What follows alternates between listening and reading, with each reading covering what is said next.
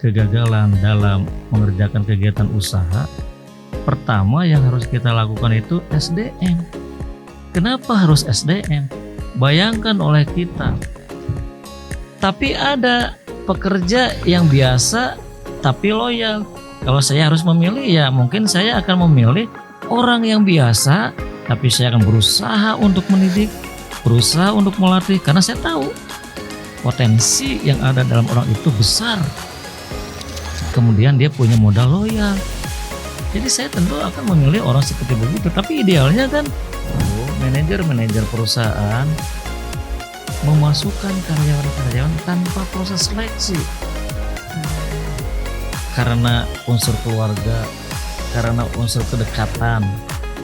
Jadi kalau misalnya tidak ada proses seleksi secara ilmiah, yang terjadi karyawan itu satu punya kebiasaan yang kurang. 5, 4, 3, 2, 1.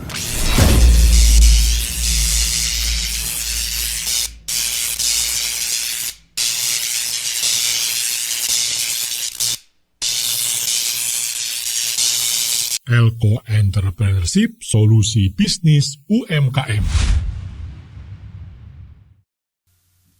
Halo Sobat UMKM, kembali lagi di podcast Elko Entrepreneurship, solusi bisnis UMKM. Bersama saya Anti Nurul Fauzia dan saya Anggi Agustin. Oke Sobat UMKM, kali ini kita akan membahas pembahasan yang sangat menarik nanti, di mana pembahasan atau tema kita pada kali ini akan sangat bermanfaat tentunya bagi Sobat UMKM di rumah, yaitu sukses membangun perusahaan melalui sumber daya manusia yang berkualitas. Sukses membangun perusahaan yang berkualitas melalui SDM yang berkualitas. Wow, SDM yang berkualitas, Iya. Perusahaan yang sukses. Aku juga mau dong punya perusahaan yang sukses. Dan salah satu caranya Sobat UMKM yang di rumah, gimana sih suksesnya membangun perusahaan itu bisa melalui sumber daya manusia yang berkualitas. Betul sekali. Di episode kali ini kita gak cuma berdua nih untuk berdiskusi, untuk membahas topik yang sangat seru ini Kang Anggi. Tentunya kita ditemani bersama narasumber kita, Bapak Dr. Yusuf Tajiri. Assalamualaikum Bapak, selamat sore. Terima kasih Bapak atas kesempatan dan kehadirannya bersama kami dan Sobat UMKM di rumah. Betul. Izin nih Pak, sukses membangun perusahaan melalui SDM yang berkualitas. Tapi sebelum itu Pak, di episode kemarin seru banget pembahasan mengenai topik yang kemarin. Makanya banyak banget Sobat UMKM yang menyaksikan keseruan episode kemarin. Terlihat dari viewersnya yang terus menaik nih Pak. Iya. Terima kasih Sobat UMKM di rumah telah mau menyaksikan dan setia menonton hal-hal hangat yang kita bahas untuk kesuksesan UMKM di rumah. Nih Pak, salah satunya ada Sobat UMKM yang berkomentar, yaitu @agungs8457. Alur penjelasannya menurut saya agak tidak terstruktur ya. Awalnya bicara tugas orang marketer, tiba-tiba loncat ke pengembangan produk atau jasa. Tapi saya ingin bertanya, apakah dalam proses pengembangan produk atau jasa sebaiknya juga melibatkan tim marketing? Gimana nih Pak? Saya mungkin harus mengapresiasi kepada Kang Bayu ya. Iya, Agung ya. Pak. Oh Kang Agung, mohon maaf ya. Jadi Kang Agung begini ya, kalau kita berbicara marketing, tentu mungkin dalam pikiran kita itu cara menjual barang, cara mengirim barang, cara memperkenalkan barang. Tapi kesuksesan marketing itu tidak ansih, tidak terpisah. Kesuksesan marketing ini merupakan satu kesatuan, karena dalam sebuah perusahaan itu, baik misalnya pekerjaan keuangan, pekerjaan membuat barang, pekerjaan marketing, pekerjaan sumber daya manusia, termasuk sekarang misalnya ada R&D dan IT, itu semua satu sama lain bekerja untuk membuat produk supaya produk bisa sampai kepada konsumen dan konsumen bisa terpuaskan. Jadi antara marketing dengan bagian-bagian lain itu terkoordinasi menjadi sebuah sistem yang tidak bisa kita pisah-pisahkan. Orang marketing tentu menjadi informan yang memberikan informasi kepada satu misalnya orang keuangan. Teman-teman dari keuangan, saya punya order. Ordernya kalau kita uangkan sekian misal. Kemudian orang marketing menyampaikan juga kepada orang produksi. Hey orang produksi, saya punya order, tapi speknya yang dia minta seperti ini.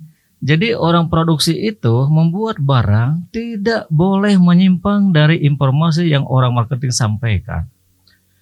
Kemudian juga ke orang SDM, tolong dong siapkan orang-orangnya yang berqualified supaya barang yang akan kita buat itu betul-betul bukan hanya sekedar memenuhi tapi memuaskan dan bahkan melampaui. Itu kata orang marketing. Demikian juga kata R&D, tolong dong bikin dulu sampel barang. Nanti kalau sudah selesai saya sampaikan dulu dan saya akan minta pendapat apakah sampel barang ini sesuai dengan aspirasi konsumen atau bagaimana. Nah, nanti semua informasi yang datang dari orang keuangan sampai research and development itu akan menjadi tugas orang IT. Semua laporan bisa langsung kita lihat apakah barang-barang yang kita kirim kepada pasar itu tepat waktu dan kualitasnya sesuai atau tidak. Nah, ini menjadi satu pekerjaan bersama. Karena itu saya pikir kepada Kang Agung ya. Iya. Jadi pekerjaan marketing itu tidak terpisah dari pekerjaan bidang-bidang lain. Semuanya menyatu, terintegrasi.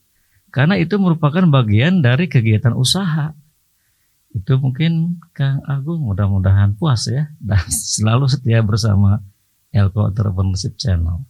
Iya, mungkin itu Sobat UMKM khususnya kepada Kang Agung ya Teh Anti. Terima kasih telah berkesempatan untuk bertanya di kolom komentar. Dan jangan risau Sobat UMKM, kita juga selalu membaca ya, memperhatikan Sobat UMKM walaupun kita melalui media.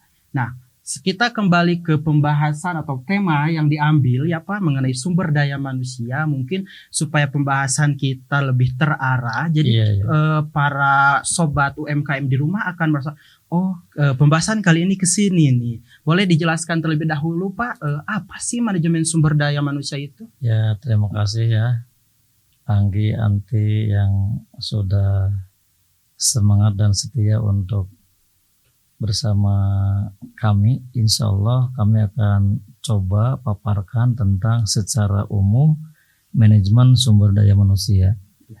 Manusia itu merupakan kekayaan, merupakan aset yang harus kita jaga dan kita kembangkan. Karena itu perlu kita kelola. Bagaimana cara mengelola manusia? Nah, ini kan kita akan menggunakan pendekatan ilmu. Jadi manajemen sumber daya manusia itu kan sebuah pendekatan ilmu. Kenapa ilmu?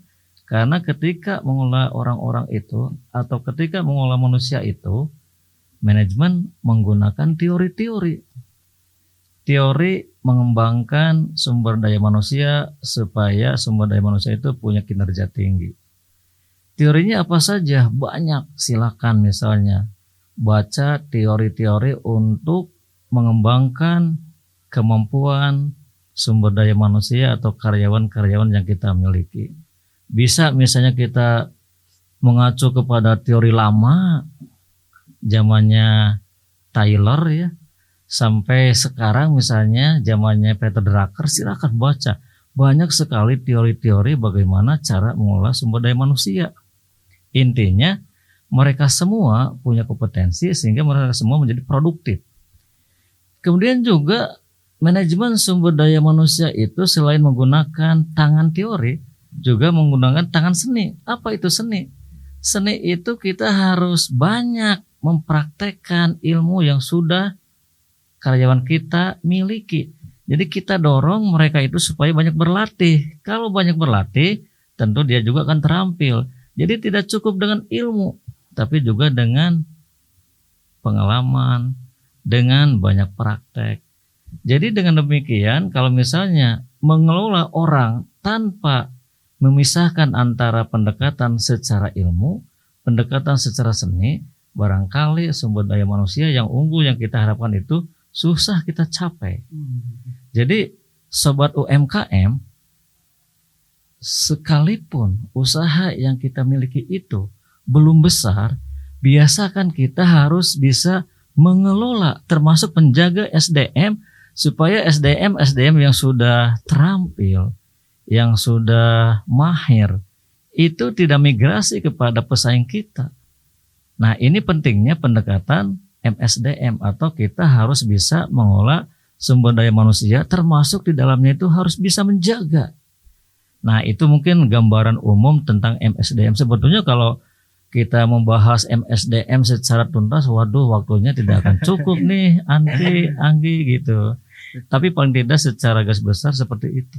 Baik. Betul banget, Pak. Berarti masuk dong, Pak, ke fungsi SDM tersebut. Makanya, Pak nih, banyak banget bisnis yang gagal bukan karena produknya atau karena idenya, tapi karena SDM-nya. Karena tidak tahu fungsi SDM itu apa sih. Betul. Nah, ini kalau bicara fungsi kan tugas pemimpin. Apakah dia sebagai seorang owner atau manajer? Iya. Jadi kalau misalnya kita ingin menghindarkan kegagalan dalam mengerjakan kegiatan usaha, pertama yang harus kita lakukan itu SDM. Kenapa harus SDM? Bayangkan oleh kita pekerjaan keuangan, pekerjaan produksi, pekerjaan marketing, pekerjaan SDM, pekerjaan research and development, pekerjaan IT, siapa yang mengerjakan? Kan orang-orang, kan karyawan, kan itu manusia. Jadi kalau misalnya manusia tidak terampil, tidak terlatih, tidak punya pengetahuan, mana mungkin produk bisa bagus. Jadi ini tugas seorang pimpinan supaya dia bisa mengupgrade keterampilan karyawan kita, pengetahuan karyawan kita melalui berbagai macam program. Bisa misalnya langsung dari hati ke hati kita sampaikan, atau bisa misalnya secara formil kita membentuk sebuah lembaga pendidikan, pelatihan, agar karyawan kita ini memang punya kinerja. Kalau semua karyawan yang kita miliki, termasuk karyawan keuangan, karyawan produksi, karyawan lain-lain, itu akan memiliki keterampilan. Kalau sudah terampil, tentu barang yang akan kita buat itu betul-betul pasti berkualitas. Kalau berkualitas, bisnis kita jangan ragu, pasti berkembang. Nah, ini kuncinya, guys. Jadi sangat penting sekali ya Pak, kita dalam sebuah bisnis ataupun usaha memperhatikan sumber daya manusia yang kita miliki gitu Pak. Seperti bahwa namun kenyataannya ketika saat ini Teh Anti seringkali Pak dijumpai di sektor bisnis ataupun perusahaan, seorang perusahaan atau pemimpin dilema dengan dua posisi Pak. Posisi pertama dia itu dilema dengan dihadapkan dengan seorang karyawan yang dia tuh memiliki kompetensi yang sangat baik. Tetapi di sisi lain dia tuh agak kurang diajak kerjasama gitu Teh Anti. Kurang bisa. Iya. Nah, di sisi lain pilihan kedua, seorang pemilik perusahaan ataupun bisnis juga dihadapkan kepada perusahaan ataupun karyawan yang dia tuh standar biasa memiliki kompetensi, cuman dia bisa diajak kerjasama. Nah, imbas dari kebingungan tersebut, apa sih Pak yang harus dilakukan oleh perusahaan? Ya kan kembali tadi ya. Salah satu fungsi manajemen sumber daya manusia itu kan pengadaan SDM. Pengadaan SDM itu mulai dari pertama kita harus menganalisa pekerjaan apa yang misalnya belum ada orang, belum ada karyawan. kemudian melakukan perencanaan SDM. Kira-kira berapa banyak SDM yang kita butuhkan dan pekerjaan-pekerjaan apa yang membutuhkan SDM. Kemudian baru proses rekrutmen. Setelah rekrutmen kita juga tidak boleh mempertimbangkan karena misalnya itu kan saudara saya, itu kan kerabat saya, itu kan tetangga saya. Hilangkan dulu pertimbangan itu. Kenapa? Khawatir ke depan mereka itu justru tidak profesional. Atau misalnya dia profesional tapi kurang loyal. Nah, setelah itu baru seleksi. Seleksi itu bisa seleksi tertutup, misalnya untuk level CEO ke atas itu biasanya kan tertutup. Kita jarang misalnya menggunakan seleksi secara terbuka. Kenapa? Mereka itu orang profesional.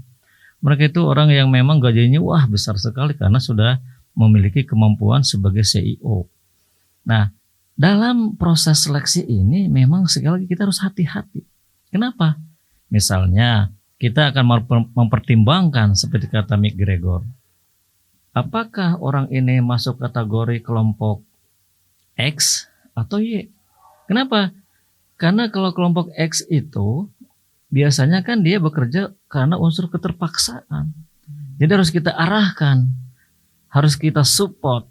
Tanpa arahan, tanpa support, biasanya orang-orang yang bekerja karena terpaksa itu tidak terarah. Yang kedua, ada kelompok Y. Mereka atau karyawan yang bekerja karena memang dia suka ya. Atau misalnya kalau kita sekarang perhatikan secara generasi milenial dan juga generasi Z ini kan cenderung tidak mau diatur, kemudian tidak bisa fokus, kemudian egonya tinggi. Kenapa itu semua bisa terjadi? Satu, itu kan pengaruh teknologi. Yang kedua, karena rata-rata gen milenial, gen Z, itu kan pendidikan tinggi-tinggi. Akses terhadap dunia pendidikan itu sekarang semakin tinggi, sehingga menimbulkan ego dari masing-masing orang itu cukup tinggi, jadi susah diatur. Tetapi ada sisi lain. Apa sisi lainnya? Biasanya gen milenial, gen Z itu pemalas. Kenapa? Karena merasa, wah saya kan serba bisa. Apapun teknologi yang ada saya bisa kerjakan karena kan begitu mudah.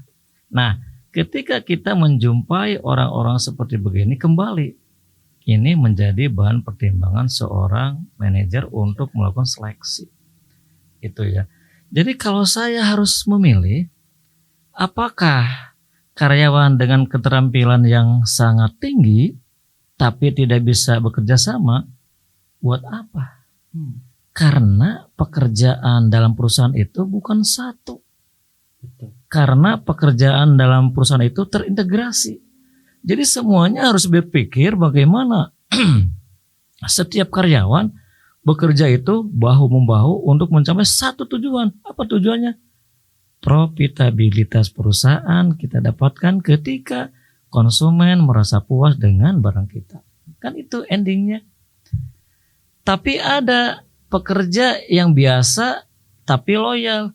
Kalau saya harus memilih ya mungkin saya akan memilih orang yang biasa tapi saya akan berusaha untuk mendidik, berusaha untuk melatih karena saya tahu potensi yang ada dalam orang itu besar. Kemudian dia punya modal loyal.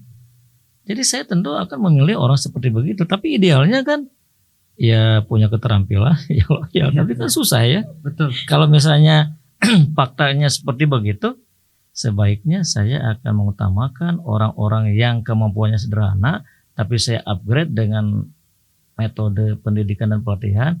Karena apa? Karena dia itu loyal. Nah ini aset yang harus kita pertahankan. Begitu ya. Oke.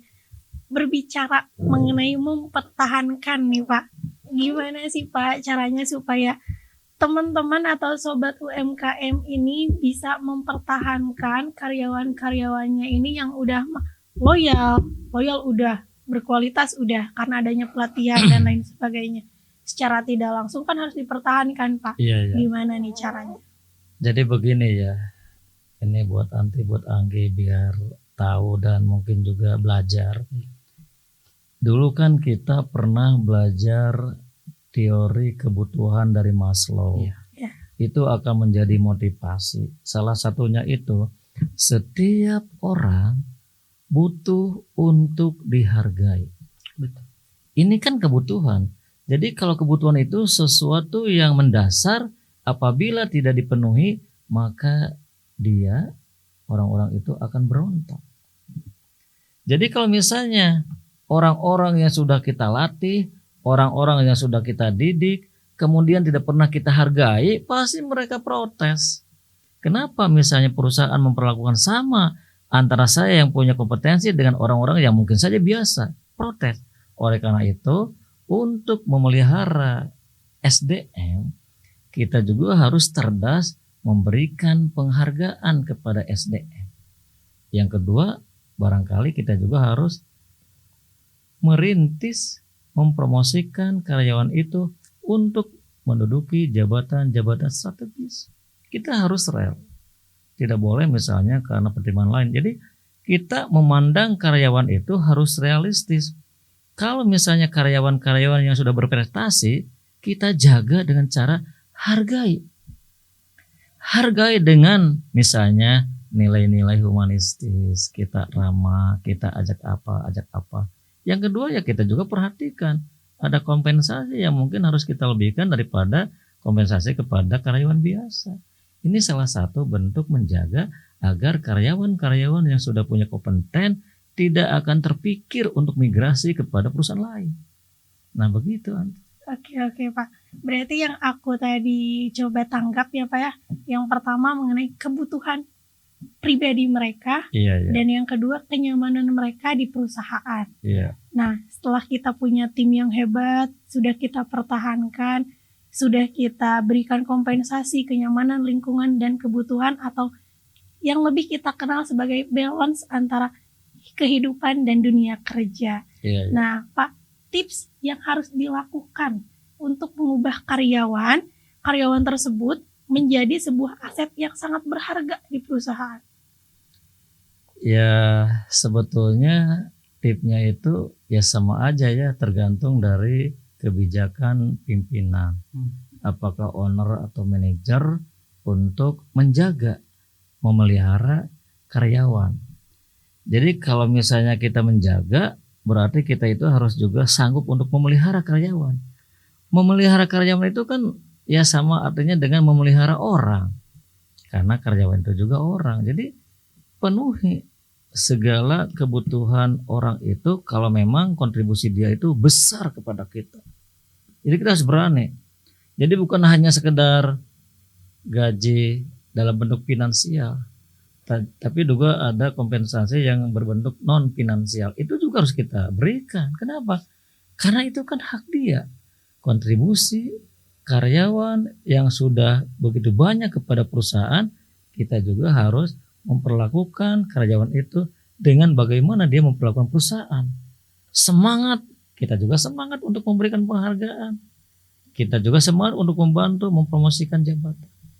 Nah itu tip untuk memelihara karyawan-karyawan perusahaan supaya mereka tidak sedikit kan terpikir untuk migrasi. Oke. Lebih kesesuaian antara apa yang karyawan berikan, kita juga harus sesuai. Nah, Apa yang kita berikan kepada karyawan gitu ya Pak. iya sesuai itu memang biasa. Kalau bisa ya kita harus bisa meningkatkan penghargaan kita kepada karyawan sehingga karyawan itu akan semakin tereksplorasi untuk berkarya. Jadi enggak kebayang ya kata karyawan, saya memang punya prestasi, tapi penghargaan yang saya terima begitu banyak. Nah itu kan menjadikan motivasi untuk terus berkarya. Gitu. Oke. Mengenai motivasi nih Pak. Iya, Tadi iya. kan Bapak juga menyinggung mengenai gen milenial, gen Z. Iya, Ini kan berarti bersinggungan dengan mental health. iya. Mental gen Z sekarang kan sering berbicara mengenai mental health. Iya. Bener gak? Betul. Ngopi sendiri di kafe, aku lagi me time Iya. buat mental aku. Bener gak? Iya. Saya kan kalau gen dulu katanya cukup kerja atau tidur aja. Kalau sekarang kan kita ngopi kemana-mana butuh inspirasi mental yang didulukan. Nah Pak, sebagai seorang pengusaha atau pimpinan, mungkin Sobat UMKM perlu mengerti dan memperhatikan mental-mental dari karyawannya, apalagi sekarang yang adanya perbedaan dari generasi mentalnya juga kan berbeda, Kang. Kalau dulu kan sudah siap tempur, kalau sekarang kan Gen Z kalau sudah tidak merasa nyaman, sering banget yang bilang, Gen Z mah baperan. Tapi ada juga yang bilang, ini di X ya, aku sering baca komen-komen tuh Pak. Bukan baperan, Gen Z itu berani. Kalau nggak nyaman, mereka speak up. Kalau nggak diterima, ya udah tinggalin aja katanya gitu. Nah, jadi kembali kepada strategi seleksi manajer untuk mendapatkan karyawan. Kalau misalnya stok Gen Z itu cukup banyak, manajer juga kan harus memperhatikan karakteristik Gen Z. Dia itu pintar. Apalagi misalnya kalau bicara teknologi, dia sangat menguasai. Tetapi mungkin saja karena pengaruh teknologi begitu melekat kuat, sehingga unsur-unsur kepribadiannya itu menjadi individualistis, egois, mudah stres. Sehingga rata-rata Gen Z itu butuh healing. Sedikit-sedikit ke kafe, ke misalnya tempat kopi-kopi gitu kan. Itu memang karakteristik Gen Z. Nah, tugas manajer walaupun misalnya ada sisi yang tidak begitu bagus, tetap harus mengarahkan. Fungsi manajer itu kan mengarahkan, mempengaruhi, memotivasi. Cuma mungkin bentuk arahan, pengaruh, motivasi yang harus manajer lakukan kepada setiap generasi berbeda-beda. Jadi dalam perusahaan itu kalau bisa ya, ini kan untuk memenuhi kebutuhan gen milenial sama Z. Iya. Ada satu saat kita sama-sama healing ke satu tempat, curhat-curhatan. Kenapa? Karena Gen Z sama milenial itu cenderung mudah stres. Nah itu ya, jadi seorang manajer itu sekali lagi harus cerdas dalam membaca perkembangan setiap generasi. Lebih melakukan pendekatan gitu ya Pak. juga. Betul. Deep talk kan, harus dibanyakin deep talk sobat UMKM yang punya karyawannya. Jadi banyakin apresiasi berbentuk healing, deep talk, motivasi setiap hari mungkin ya Pak ya. 10 menit sebelum bekerja motivasi kepada karyawannya.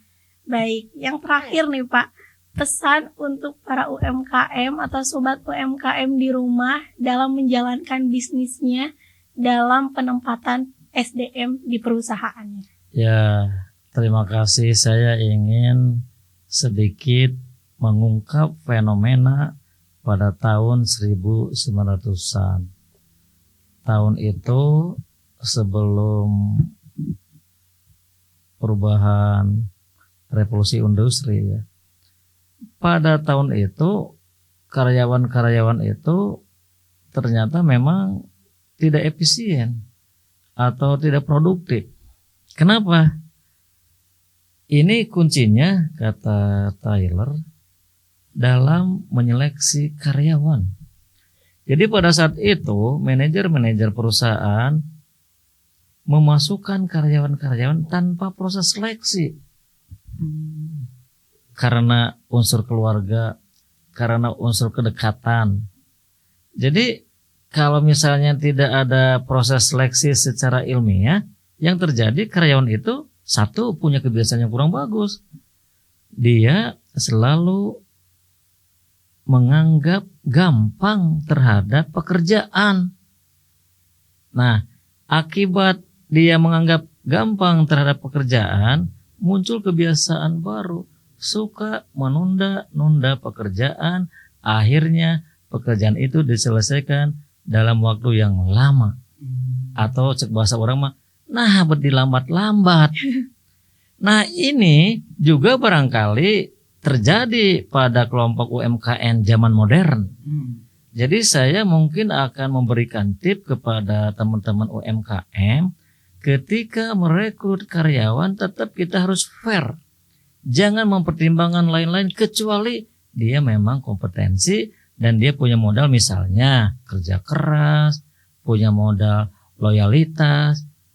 Bapak bagaimana bisa mengetahui dia itu pekerja keras, dia itu punya loyalitas. Satu, misalnya kita juga kan akan membaca kurikulum PT. Yang kedua, sekarang ada instrumen.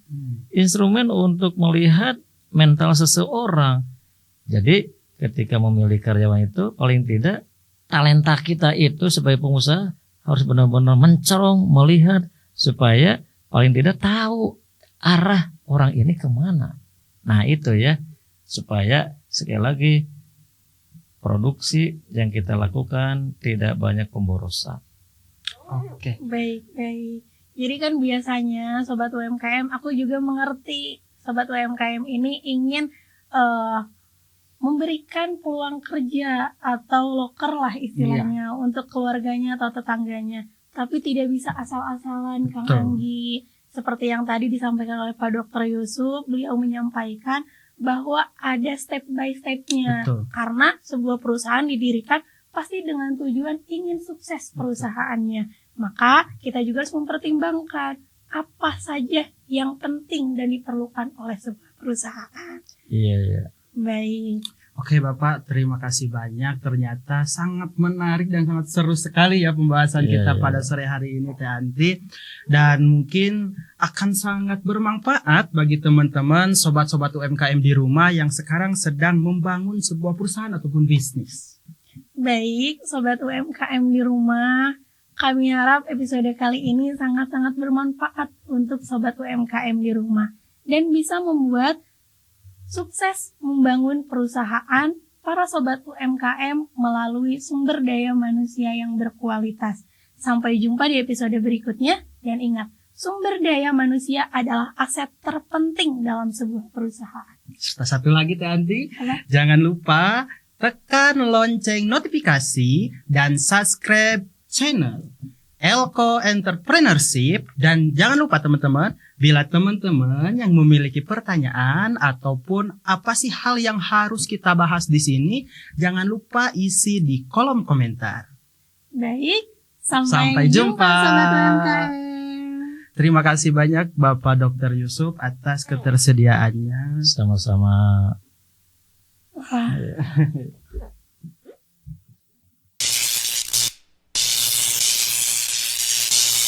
Elko Entrepreneurship, solusi bisnis UMKM.